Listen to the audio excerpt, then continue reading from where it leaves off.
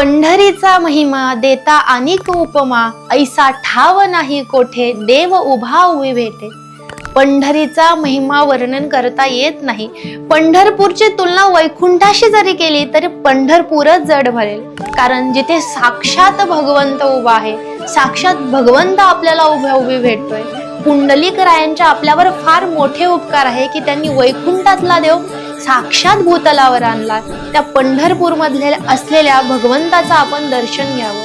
पंढरपूरची तुलना ही इतर क्षेत्राशी कधीही होऊ शकत नाही. कारण असं म्हणतात की युगानुगापासून भगवंत तिथे होता. जेव्हा वैकुंठही नव्हतं, पृथ्वीही नव्हती, तेव्हा पंढरपूरचं अस्तित्व होतं.